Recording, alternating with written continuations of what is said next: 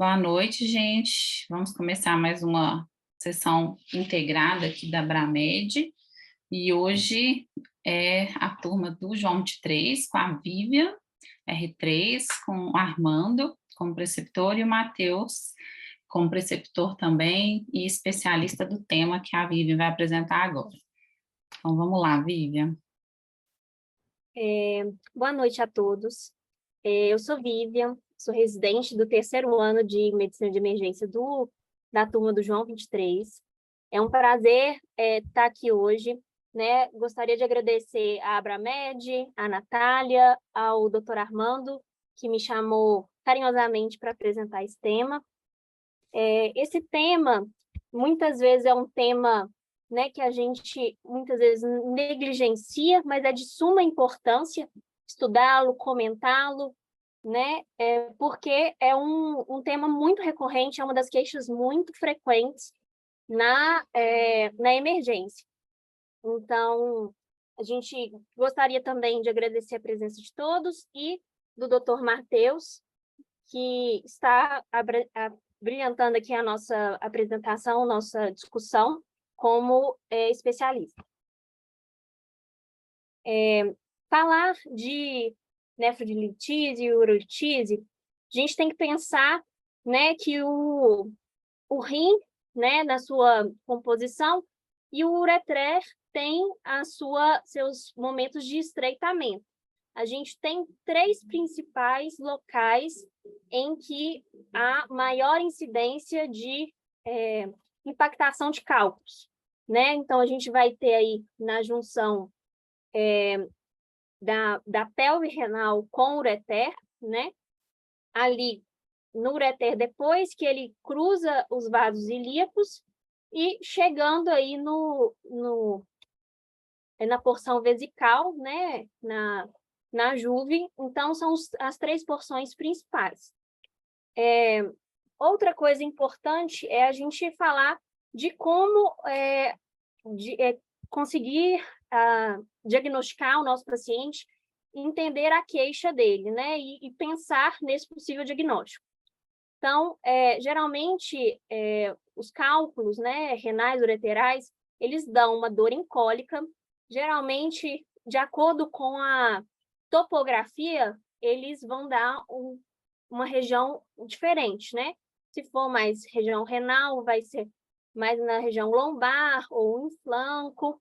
Se for mais ureteral, vai dar uma dor mais em fossa ilíaca, né? E muitas vezes ele pode ser irradiado aí para as gônadas, né? Testículos, lábios, geralmente unilateral, né? São picos, a dor cólica com picos muito intensos. Geralmente a duração é pequena, cerca de 60 minutos. É comum ter sintomas urinários associados, principalmente hematúria, mas a ausência de hematúria não exclui o diagnóstico. Ela tá presente em cerca de 80% aí dos casos, mas não é obrigatório ter. E muitas vezes a gente pode ter Jordano positivo, né, que vai ser um fator confusional aí com pielonefrite, quadros infecciosos, e pode ter náuseas e vômitos. Outra coisa importante para a gente falar, voltando, é que muitas vezes a gente, se pensando em emergência, muitas vezes a gente vai ter nosso paciente entrando na sala de emergência com uma sepse, né? E a gente vai tentar, de acordo com os nossos exames investigativos, pensar e excluir vários diagnósticos, e a gente tem que pensar nessa possibilidade de complicação, né, por cálculos. A cólica renal é muito comum, principalmente em homens, né, do que mulheres, mas isso tem mudado, essa casuística tem mudado, tem ficado muito comum, mas ainda é mais comum em homens. Tem alguns fatores de risco relacionados a comorbidades, né, que tem a ver com predisposição a quadros infecciosos, diminuição aí do fluxo renal, né? Então, diabetes, pacientes obesos, doença inflamatória intestinal, a própria gota, porque vai facilitar depósito aí de alguns cristais, fatores anatômicos, né? O rim ferradura, alguma ingesta em demasia de alguns componentes, como sódio, açúcar, proteínas, pacientes que já tiveram, né, cólica renal são 3 vezes mais propensos a ter novamente.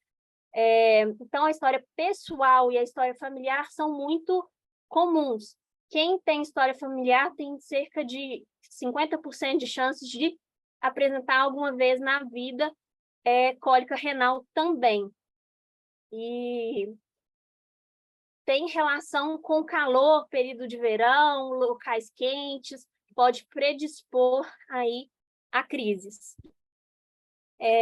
Quando a gente fala de cálculo, a gente tem as composições, o cálcio, né, é um dos minerais aí mais comuns, 80% dos cálculos tem relação aí com cálcio, né, e o restante, né, fica aí os cálculos relacionados a amônia, magnésio, o ácido úrico, cistina, mas o cálcio, de fato, é a estrela da vez aí dos cálculos. Em relação a isso, essa é uma parte muito importante da aula, em que a gente precisa exercer a nossa clínica, né, pensando nos diagnósticos diferenciais. Às vezes, o nosso paciente vai vir com uma dor lombar, uma dor abdominal, que a gente vai ter que ter vários possíveis diagnósticos e a gente vai ter que fazer a exclusão, né? Então, a gente, né, sempre tem que pensar também em sintomas infecciosos, né, excluir. Então, caso de pielonefrite, então o nosso paciente vai ter sintomas urinários também, vai ter febre, vai ter Jordano positivo, né? Pode estar associado ao cálculo como complicador, né, da ureterolitise, nefrolitise, mas a gente tem que pensar em outras coisas também. A gente tem o tumor renal, né, que pode dar quadros de hematúria, né, e pela obstrução aí de possíveis coágulos, mas geralmente tem uma história também de perda de peso associada, que não vai se enquadrar muito dentro da nefrolitise, né?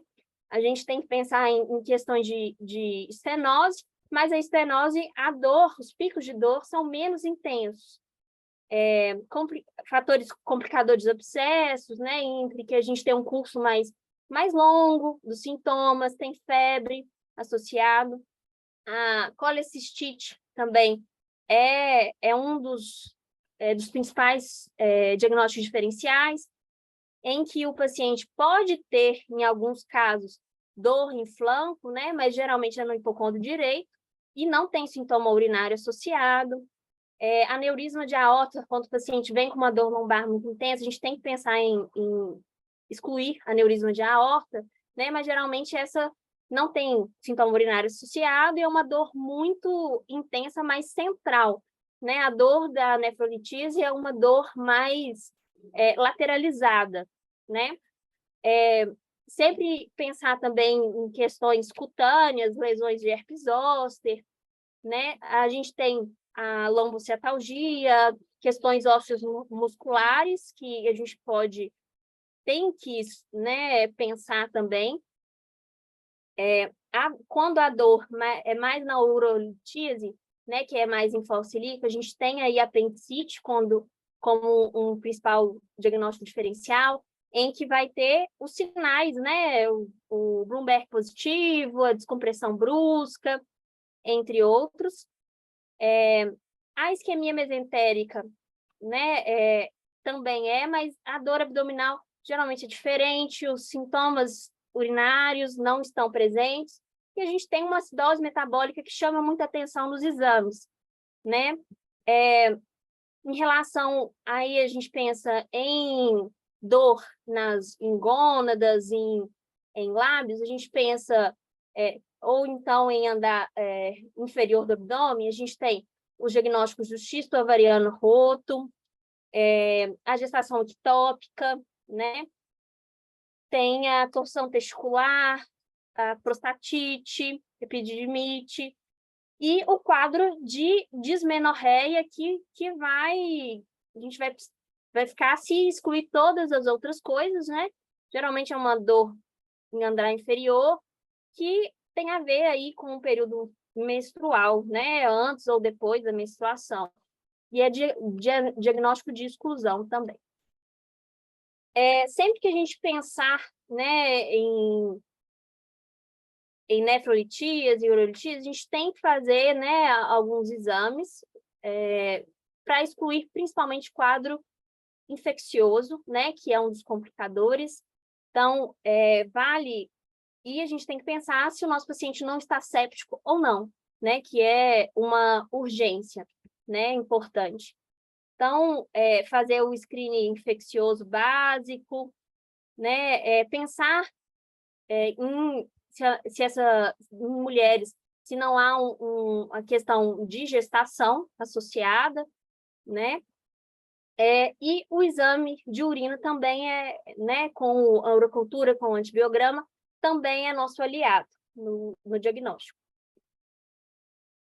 A gente tem, né, nas literaturas falando sobre esse score Stone, que é um score, né, para você pensar, né, quanto mais pontos esse score tem, mais a gente pensa em nefrourolitíase, né? A gente tem algumas variáveis que vão se encaixar dentro do quadro mais compatível, certo? Mas ele é um score, né, feito lá em 2014, e nas meta-análises atuais mostraram que ele não teve assim um desempenho tão eficiente como se achava. Em relação a diagnóstico por imagem, né, de suma importância, muito mais do que os exames laboratoriais. A gente tem, né, dentro da propedêutica mais comum, né, disponível, a gente tem o raio-x com ampla disposição, a ultrassonografia e a tomografia, né, está sendo mais comum nos nossos serviços, mas a gente pensa, tem alguns locais que realmente o acesso vai ser mais dificultoso. Comparando esses três, o padrão ouro, hoje em dia, é a tomografia, né? A gente não precisa de contraste nesse caso. A tomografia pode ser uma tomografia sem contraste. A gente vai conseguir ver, né, o cálculo, a topografia em que esse cálculo está, se existe hidronefrose ou não, né? Com uma acurácia, né, dentro dos exames, é a melhor possível. Ultrassom, ele tem uma boa sensibilidade e especificidade, porém, ele é examinador dependente, né? A gente vai ver aí os cálculos com a presença de sombra hiperecóicos, com presença de sombra acústica, né? Mas nem sempre a gente vai conseguir localizar muito bem essa topografia, muito menos no raio-x. O raio-x, os cálculos que aparecem no raio-x são cálculos, né, mais desenvolvidos, maiores, nem sempre a gente consegue determinar muito bem a topografia em que ele está, e eles precisam ser bem radiopacos para aparecer, né? Então, não é um exame que a gente sugere fazer. Se a gente tiver ultrassom, né, ou a tomografia, é melhor fazer, né, a tomografia com padrão ouro, mas a ultrassom é de grande valia. Principalmente nós, como emergencistas, a gente pode utilizar o ultrassom POX, né?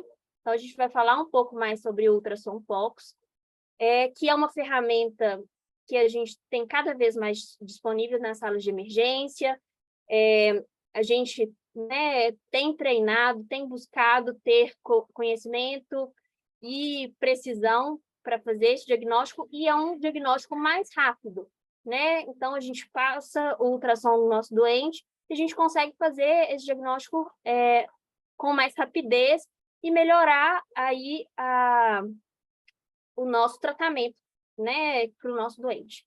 Então, a gente fez uma série de gravações, né, explicando como que é feito o ultrassom, né, à beira-leito, a técnica. Logicamente que né, eu não tenho ainda uma aptidão, né, grande para ver cálculo ureteral, então a gente não mostrou sobre isso, mas já é de grande valia e eu acho interessante a gente apresentar sobre. Eu queria agradecer, né, o Igor, nosso R1, que apareceu aí nas imagens, e falar que nenhum R1 foi constrangido, nem coagido a fazer nenhuma gravação, né, para a nossa apresentação.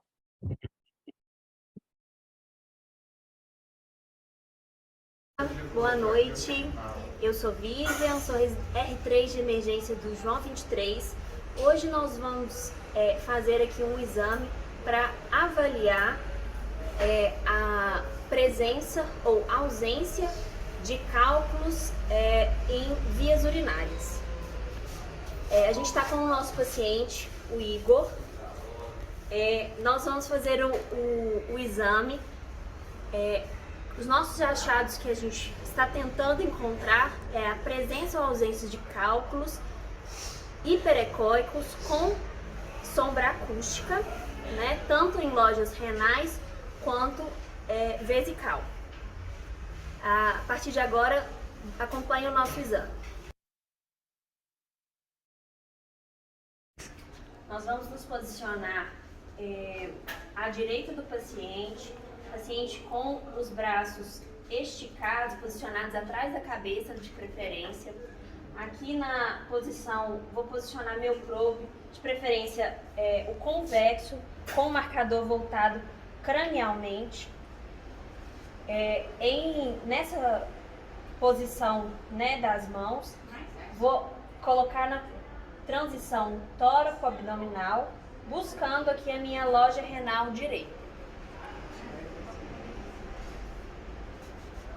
Pode descongelar, Vivian? O último botão ali, ó. Isso. Então, a gente consegue observar nessa imagem a presença do fígado,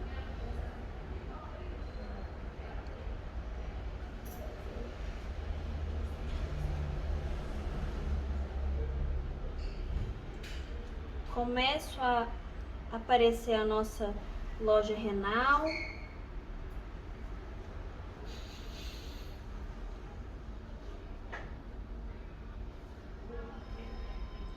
A gente vai percorrer fazendo movimento de báscula.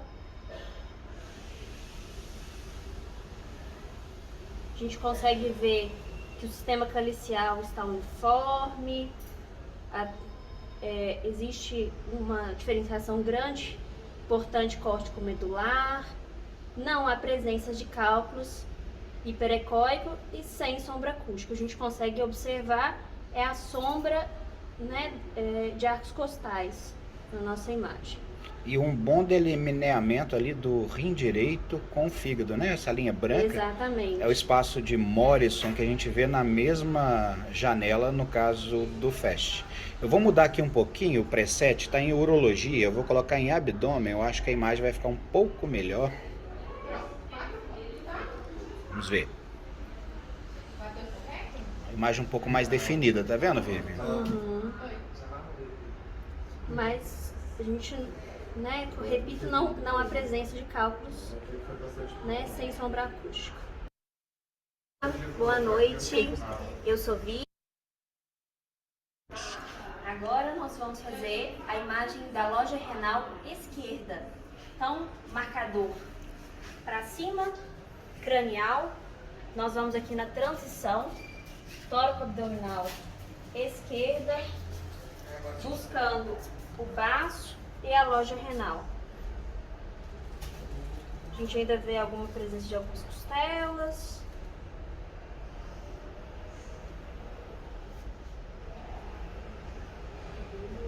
A gente consegue começar a ver a nossa loja renal. Aqui a gente vê transição baixo, renal, diferenciação importante, córtico medular, sistema calicial normal, sem dilatações, ausência de cálculos hiperecóicos ou sombra acústica.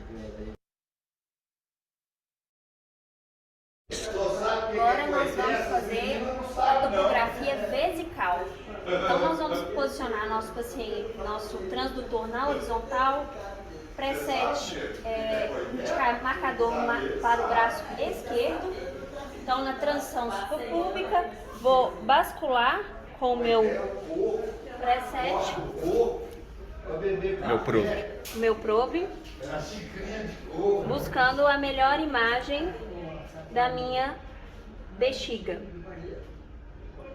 Então a gente consegue ver o volume, o contorno da bexiga. Vai basculando mais que eu acho que você consegue ver a próstata lá atrás. Mais um pouquinho. Sempre na linha média. Contrário, para trás. Devagar, isso. Vai, pode ir. Olha lá. A próstata está ali, ó. Pode mais um pouco. Isso, volta. Devagar. Ok. E a gente consegue ver também no sentido longitudinal, girando o nosso probe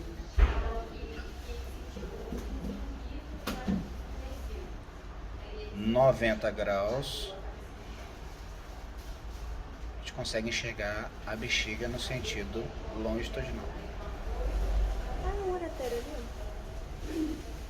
uma juva ali, ó, em cima. Ok. Nós vamos nos posicionar.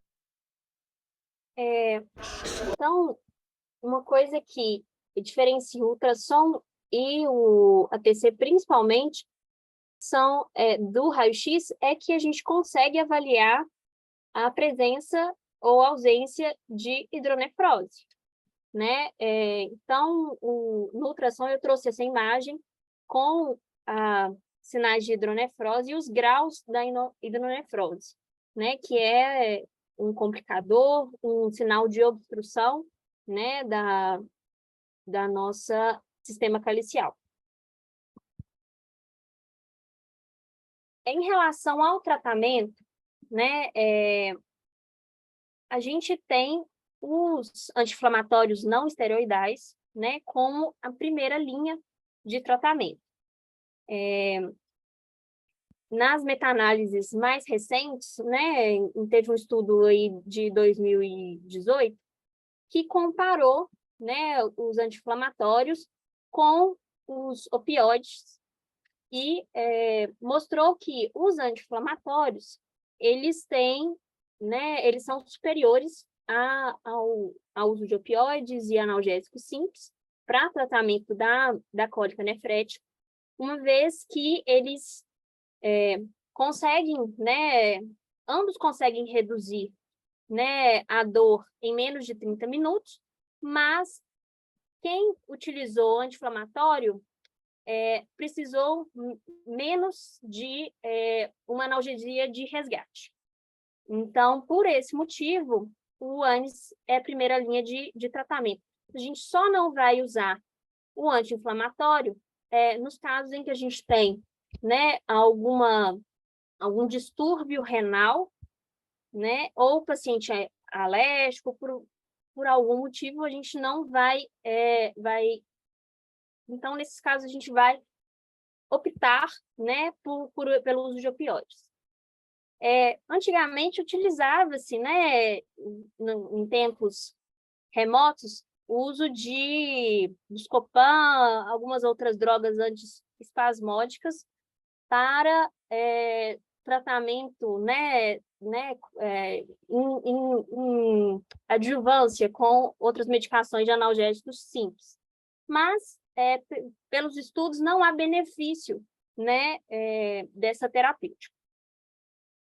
As medidas comportamentais sempre são importantes também da gente orientar nosso paciente, em casos de tratamento, da crise ou ambulatorial, a gente vai falar sempre para aumentar, a ingesta.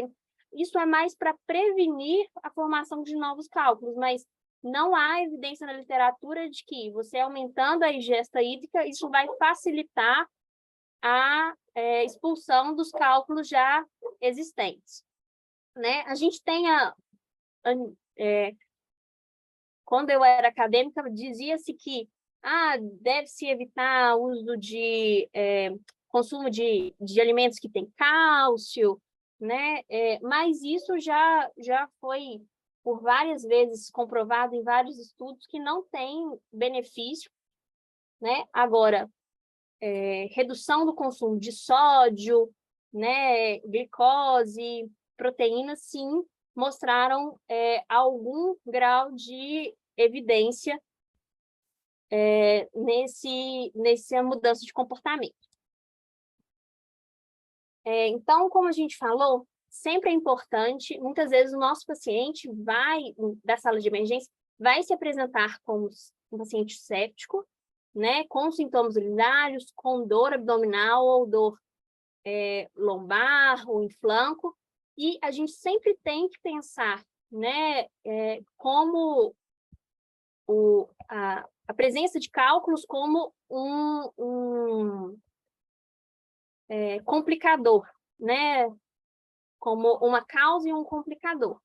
Então, nesses casos, a gente tem, como a Nath falou em várias aulas, acho que no mês passado teve uma aula somente de sepse, muito importante, e a gente tem aí, como as evidências, o NILS como para um score de acompanhamento do nosso paciente, e em casos de infecção, complicação com infecção, a gente tem a ceftriaxona como um antibiótico de amplo espectro para ser iniciado aí nas primeiras, de preferência na primeira ou terceira hora, em caso de sepsis, mas em TU, pielonefrite, a gente utiliza também essa medicação, e que pode ser descalonada depois.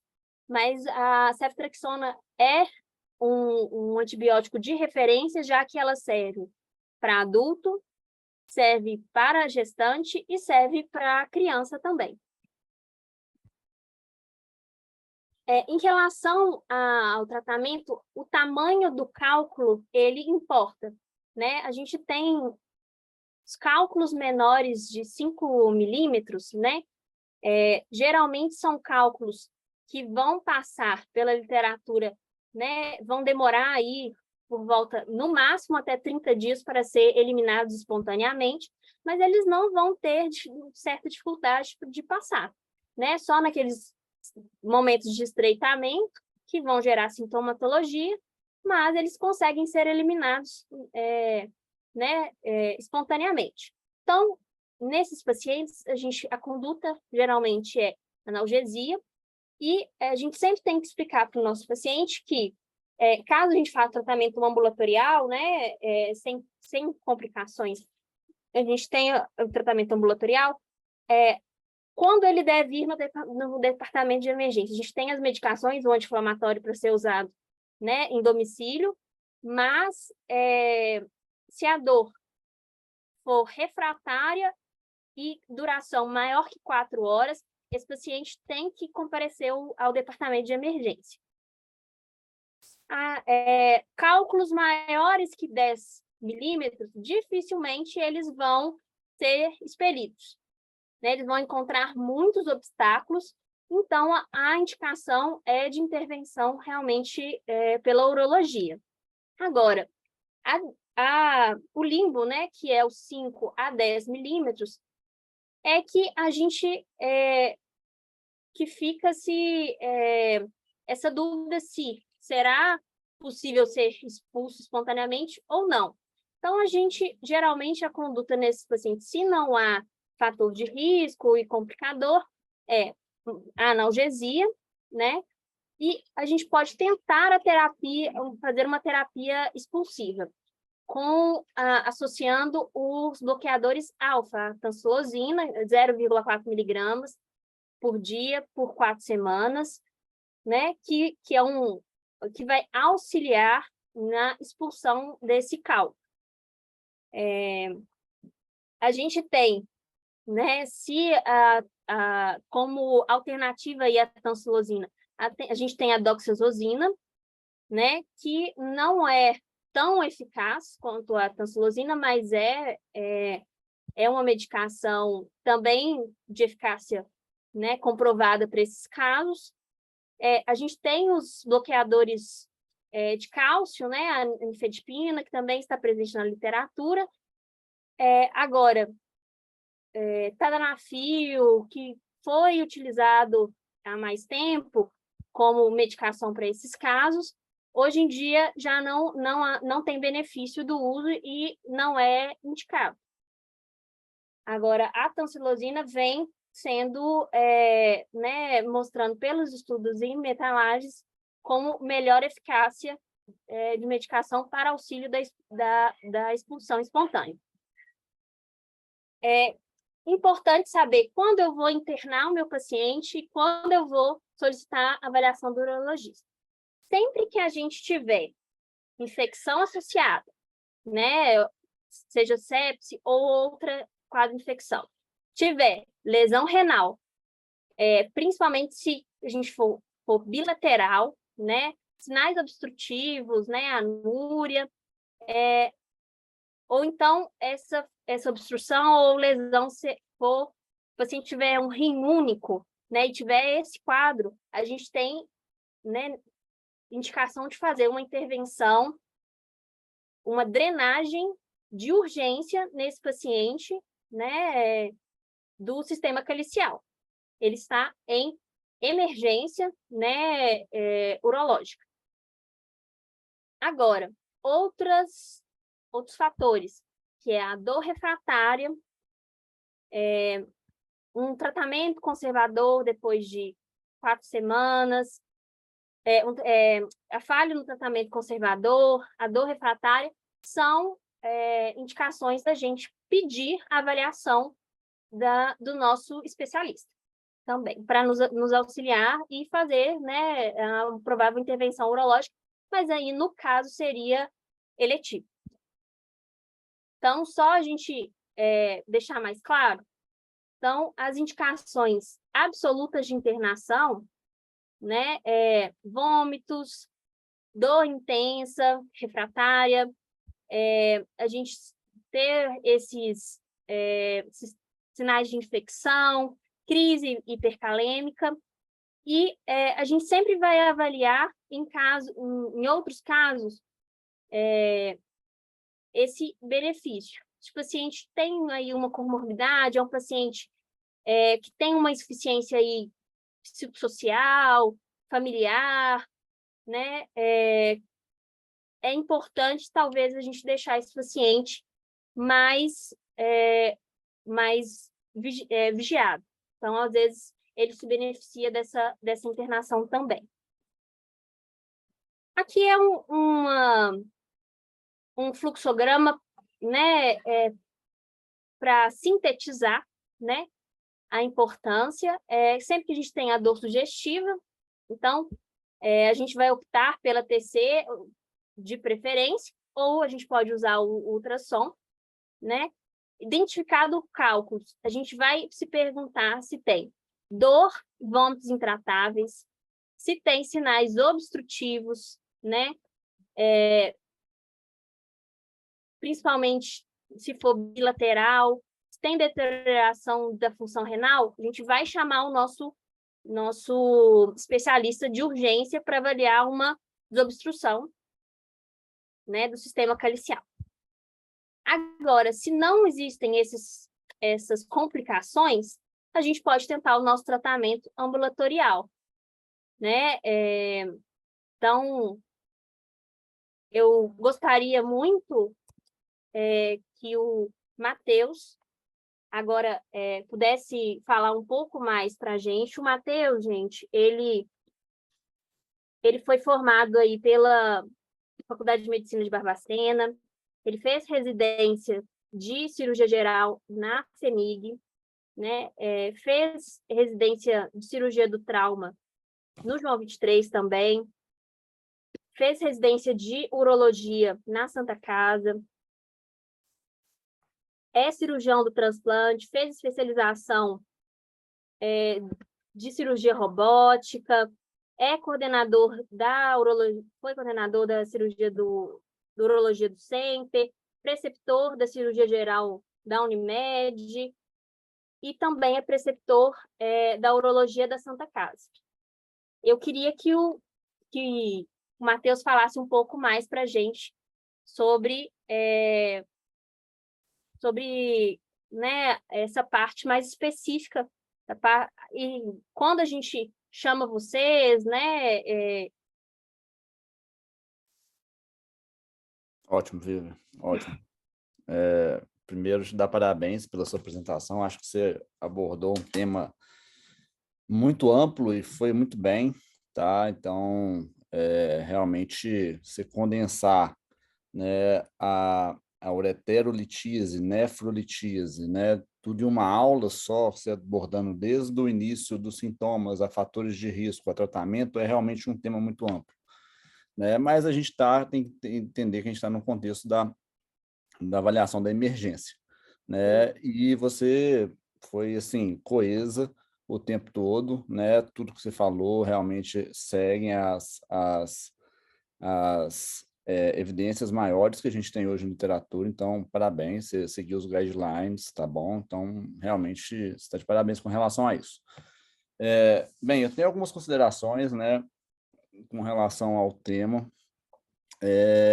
Vamos começar da abordagem, né, desses pacientes, né? Esse paciente com a calculose diagnosticado na urgência, ele tem, ao longo da vida, uma chance de desenvolver doença renal crônica em torno de 5%. Então, é um paciente que ele deve ser acompanhado, né? Você olha naquele último slide, você colocou um fluxograma e na parte de baixo é uma coisa que a gente desconsidera, é o estudo metabólico, sabe? O estudo metabólico, ele está recomendado a todos os pacientes que evoluíram com um quadro de litíase do trato urinário, visto que algumas situações, dependendo da composição desse cálculo, o paciente tem maior risco de evoluir para doença renal crônica.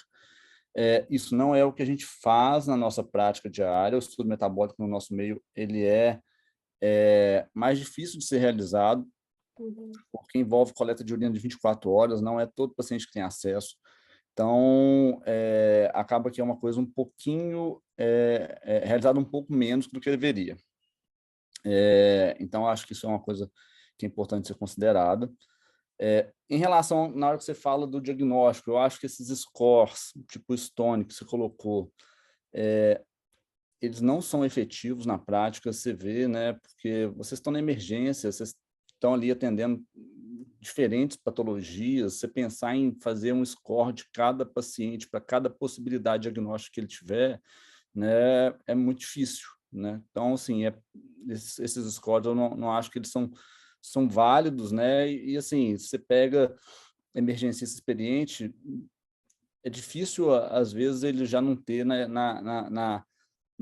no fluxograma, né, do raciocínio dele a urolitíase quando ele pega um paciente com o quadro sugestivo. Então, acho que isso aí é uma coisa que não pegou e não vai pegar, tá? Outra coisa que eu acho que é relevante quando você fala do diagnóstico, né? O ultrassom é uma ótima ferramenta diagnóstica, mas para nós, urologistas, né, o nosso exame é a tomografia, tá joia? Porque é o exame que a gente consegue identificar não só tamanho de cálculo, mas sinais de complicações referentes à urolitíase, né? Então, você vê borramento de gordura perirenal, você vê extravasamento, às vezes, de líquido perirenal, Você olha, tem uma imagem que a tomografia, às vezes, da urolitíase gera, que é a ausência de tecido ureteral pericálculo, é um sinal indireto de obstrução. E é um aspecto que sugere que o paciente tem menor chance de ter uma eliminação espontânea desse cálculo. Então, assim, a tomografia, para nós, né, é realmente o exame mais completo para avaliação do paciente, principalmente o paciente que tem a possibilidade de evoluir para um tratamento cirúrgico. Tá joia? O ultrassom, ele tem a capacidade de identificar hidronefrose, cálculos ureterais proximais, cálculos renais, os ureterais distais, mas os cálculos ureterais de terço médio ele tem grande dificuldade de identificar, mesmo em mãos experientes. A gente tem aí nas melhores séries uma sensibilidade em torno de 60% a 70%, né, nesses cálculos de ureter médio. E aí a gente está falando em torno de 30% a 40% dos cálculos, né? Então, querendo ou não, é um gap importante que a gente tem aí na perda de diagnóstico com o uso do ultrassom em primeira mão. Isso aí, o exame que você vai lançar à mão, depende muito de onde você está, né? Igual você falou, depende da disponibilidade. O contexto da medicina suplementar hoje no Brasil, a tendência é que o paciente faça a propedêutica o mais rápido possível. Então, por exemplo, se você está num hospital particular, o que é mais caro no hospital particular é o tempo que o paciente gasta dentro do hospital particular. Então, a conduta nos hospitais particulares é o paciente ir direto à tomografia na suspeita de uma cólica nefrética. Por quê? Porque com a tomografia em mãos, você vai ter mais substrato, então você gasta menos tempo para definir qual vai ser a conduta daquele paciente. Tá joia? Existem protocolos de tomografia de baixa dose, né, que é um exame diferente da tomografia usual. Ele tem uma resolução bem menor. Quando a gente fala baixa dose, a gente está falando de baixa dose de radiação.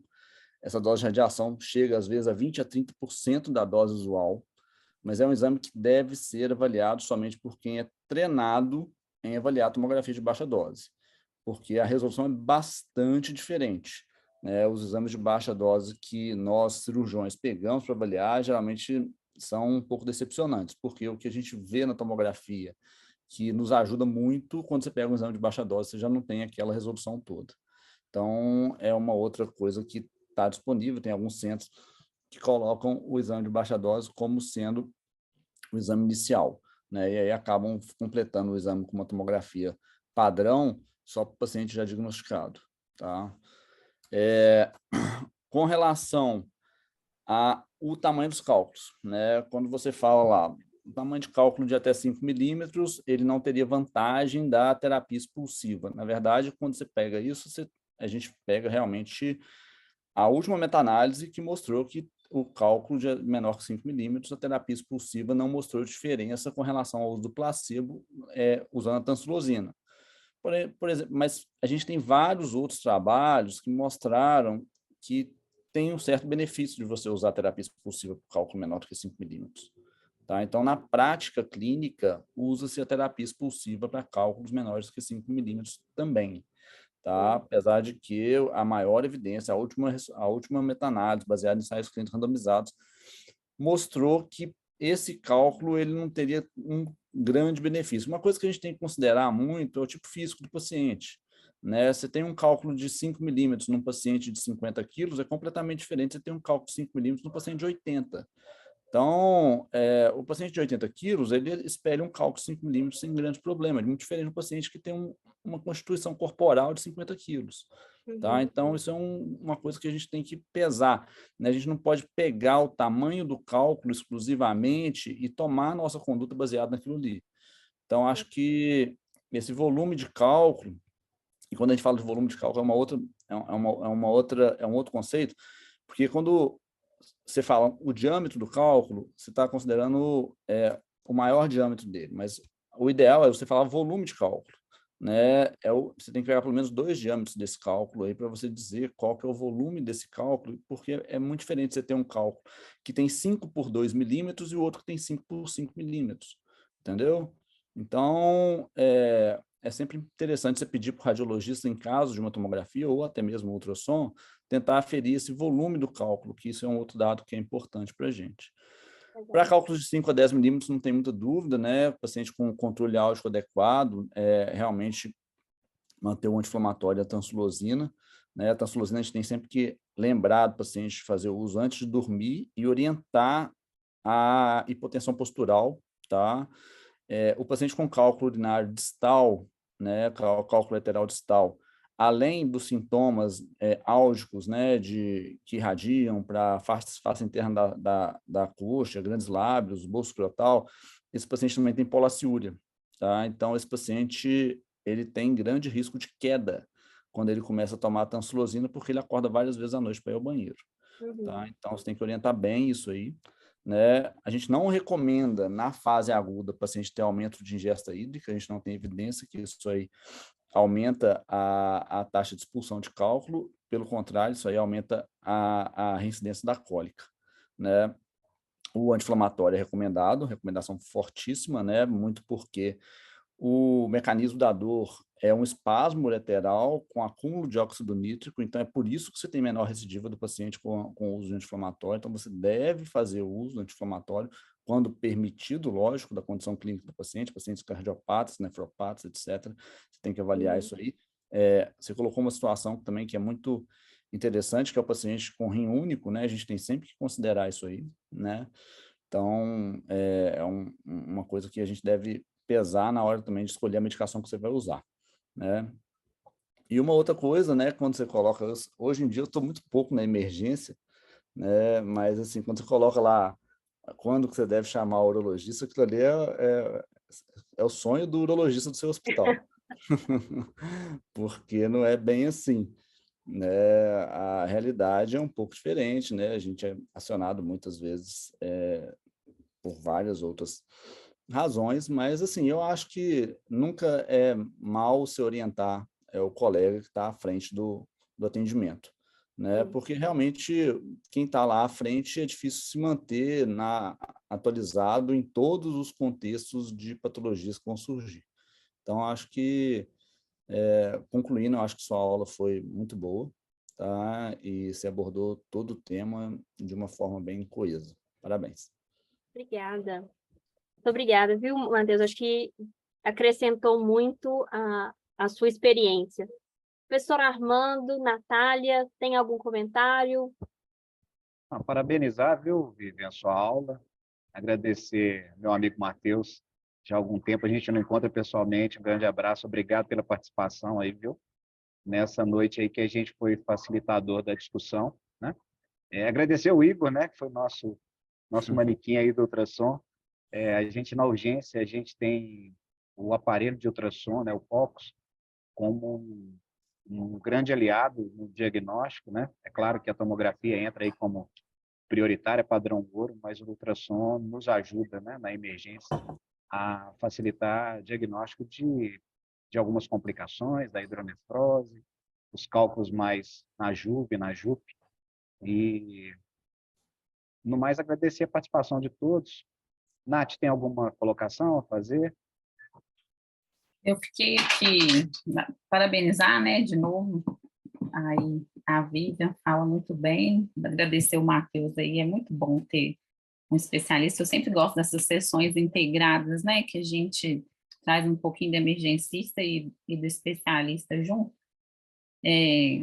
Eu fiquei com uma dúvida aqui, quando você falou do estudo metabólico, Matheus, eu lembro de ter aprendido isso na residência, rodando na nefro, né, e aí fiquei na dúvida aqui, para quem que a gente encaminha, né? A gente que quer ser emergencista, que atende ficha verde, de vez em quando vai dar alta para esse paciente, que é o ideal da gente encaminhar? E aí já puxando um gancho para uma outra pergunta que eu tenho também, tem hospital, igual você falou, né? Que não tem, tem uns hospitais que, principalmente privados, que vende um pacote de serviços, né? E aí você não consegue fazer uma TC na urgência, você não consegue fazer um ultrassom na urgência, dependendo se for final de semana, e aí, né, é seguro dar alta para esse paciente sem conhecer o tamanho do cálculo, sem conhecer a consequência disso.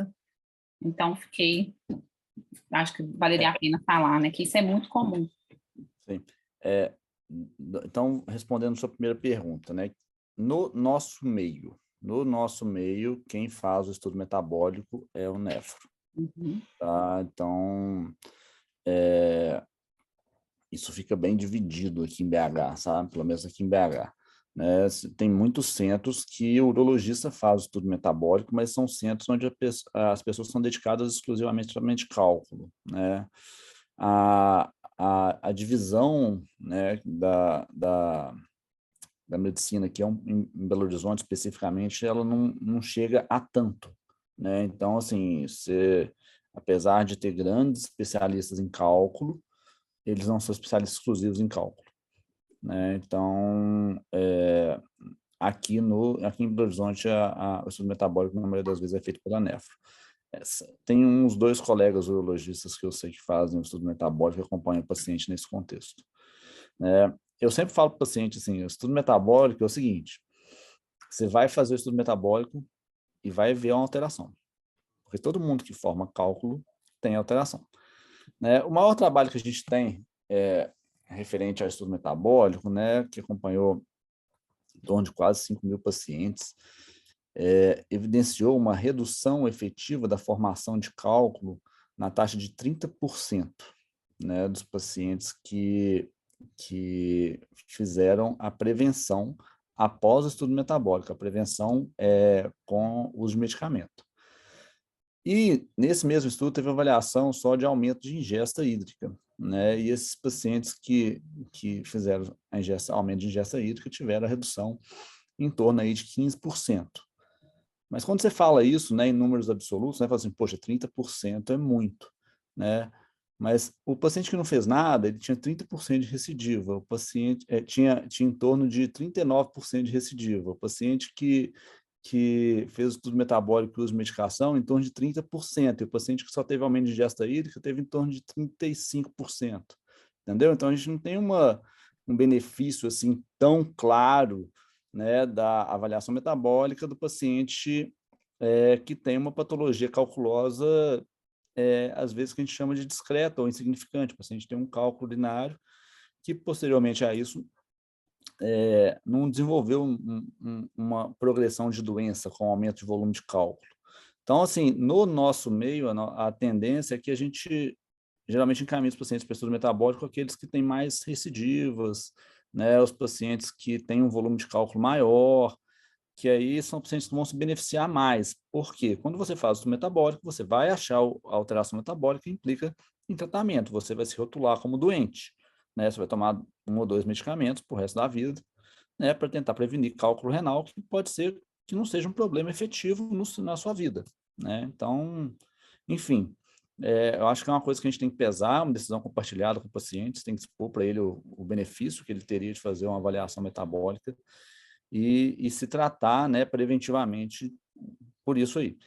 Com relação à alteração comportamental, né, que é o aumento da ingesta hídrica, a gente tem que orientar o paciente, que a gente vive num país tropical, com uma labilidade térmica gigante, né? Então, a gente está aqui em Belo Horizonte entrando em maio, a temperatura vai ficar em torno de 20 graus, né? À noite vai chegar a 6 graus, aí, dependendo de onde você mora, né? E a gente chega no verão, a gente tem 40 graus durante o dia. Então, ou seja, o débito urinário das pessoas varia muito durante o ano.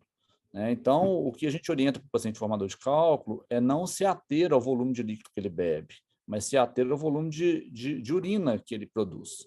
Tá? Então, a recomendação para o paciente formador de cálculo é que ele tenha um débito urinário em torno de 1 ml por quilo por hora. Né? Isso aí implica um paciente de 70 quilos, uma diurese de 2.100 ml em 24 horas, que mais ou menos um paciente de 70 quilos, a bexiga tem aí em torno de uns 300 a 500 ml, o paciente vai ter ido ao banheiro aí umas 6 a 8 vezes ao dia. Tá? Então, a recomendação é muito relacionada com o número de vezes que o paciente vai ao banheiro. Tá? Então, o paciente que é formador de cálculo tem que ter um débito urinário alto, né? E tem que se policiar disso aí, por causa do meio onde a gente vive. E a sua outra pergunta foi relacionada à ausência dos exames, quando você não tiver o exame. Isso aí vai muito da clínica do paciente. Né? Você tem um paciente que você considerou, né, sem fator de risco, com melhora dos sintomas após a analgesia primária, eu acho que é um paciente que dá para você liberar sem exame de imagem. Né? Agora, esse paciente ele deve retornar ao serviço, passar por uma nova avaliação, né? Porque ele tem que ser acompanhado. Mesmo o paciente de terapia expulsiva, no guideline coloca a necessidade de você fazer um exame de imagem após a expulsão do cálculo. Tá? De 30 a 180 dias após a expulsão do cálculo, você tem que fazer um exame de imagem, porque o paciente pode ter sequela da expulsão do cálculo, o paciente pode ter uma estenose lateral da expulsão do cálculo. Então, esse paciente deve ser acompanhado, mesmo quando liberado para terapia expulsiva, mesmo quando liberado para expulsão espontânea do cálculo, sem o curso de terapia expulsiva. Tá? Então, que seja no consultório do médico assistente, do clínico que o atendeu, que seja com o urologista. Né? Mas ele deve ser acompanhado. Esse paciente é um paciente que carece de uma vigilância aí. Então é ok, né? Tipo assim, teve um controle álgico bom, não é de todo errado dar alta para uma imagem depois, né? Não, de forma alguma. De forma alguma. Pessoal, alguém tem alguma pergunta? Vou até interromper